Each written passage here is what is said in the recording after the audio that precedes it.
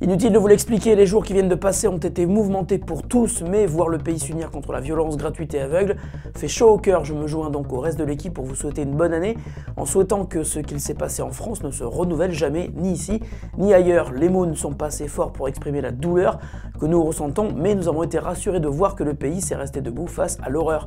Je suis Charlie, nous le sommes tous, et nous sommes aussi le 12 janvier 2015, et c'est le retour de Fresh News. C'est parti. This is funky fresh. This is funky fresh.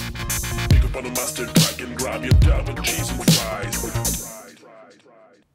Samsung s'est un peu planté avec le Galaxy S5 tout en plastique, mais c'est vers où aller pour tenter de reconquérir le cœur des fans. Après la tentative plutôt bien accueillie des A3 et A5 en métal, Samsung vient donc d'officialiser le A7 après quelques jours de rumeurs. Le prochain smartphone de Samsung sera donc composé d'une coque unibody en métal, d'un écran Super AMOLED de 5,5 pouces en Full HD, de 2 Go de RAM et de 16 Go de stockage. Il sera aussi octa-core propulsé par un processeur Exynos 5430 pour la version simple SIM, tandis qu'une version double SIM sera elle équipée d'un Snapdragon 615. Le A7 sera proposé avec un appareil photo arrière de 13 mégapixels et avant de 5 mégapixels. Et même si le A7 devrait tout d'abord sortir sur Android KitKat, il sera rapidement mis à jour vers Android 5 Lollipop.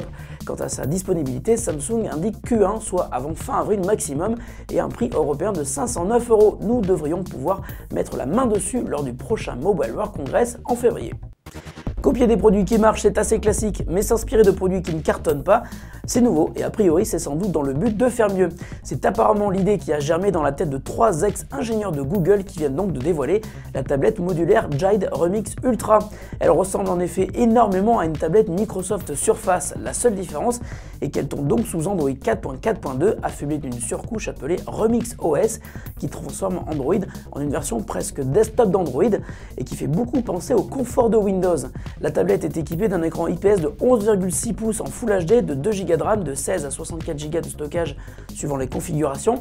Comme Surface, la Remix Ultra propose un clavier magnétique qui l'a donc fait beaucoup ressembler au PC modulable de Microsoft, mais la tablette de Jade ne propose que 2 positions à 40 ou 80 degrés d'inclinaison. La tablette Remix Ultra est propulsée par un processeur Nvidia 4+1 A15 et sera tout d'abord disponible en Chine au prix de 349 $ pour la version 16 Go et 449 € pour la version 64 Go et disponible en plusieurs couleurs. En revanche, pas encore d'infos sur une disponibilité européenne, mais si l'information nous arrive, on vous tiendra évidemment au courant. S'il semble tout droit arriver du futur, le contrôleur The iTribe marche vraiment et pour l'avoir testé, je vous assure que c'est bluffant. The iTribe, comme son nom l'indique, suit les mouvements de vos yeux pour détecter l'endroit où vous regardez sur un écran et il suffit de balayer l'écran du regard pour valider une action. En clair, comme vous le feriez avec vos mains, avec un contrôleur Kinect, seuls vos yeux sont nécessaires pour contrôler ce que vous faites à l'écran.